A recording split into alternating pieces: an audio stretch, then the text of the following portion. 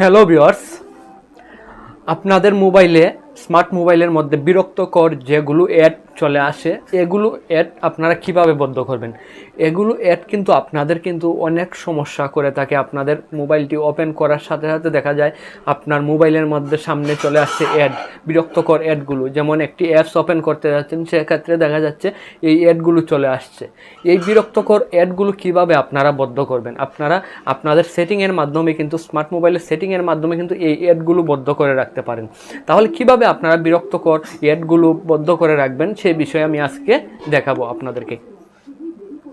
তাহলে আপনারা চলে যাবেন আপনাদের স্মার্ট মোবাইলের সেটিংয়ে যাওয়ার পর আপনারা দেখতে পাবেন এখানে চার্জ একটি অপশন রয়েছে উপরে বা নিচে, যেখানেই পান আপনারা সেখানে গিয়ে আপনারা চার্জ দিবেন PRIBA।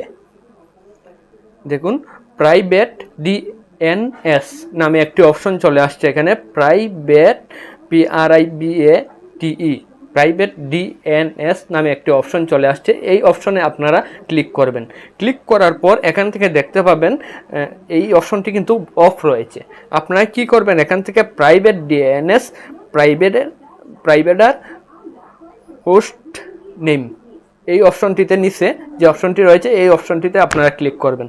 ক্লিক করার পর এখানে কিন্তু আপনাদের কিন্তু এই জায়গাটা খালি থাকবে। দেখবেন এই জায়গাটা কিন্তু খালি থাকবে। আমি আপনাদেরকে আবারও বোঝানোর জন্য দেখাচ্ছি। দেখুন প্রাইভেট DNS নামে এই অপশনটি আসলাম আমি, আবার প্রাইভেট DNS প্রাইভেটার হোস্ট নেমে ক্লিক করার পর এখানে কিন্তু আমি কিছুক্ষণ আগে লিখে দিয়েছিলাম, সেজন্য কিন্তু বারবার দেখাচ্ছে। আপনাদের কিন্তু এখানে খালি এই ঘরটা কিন্তু খালি থাকবে।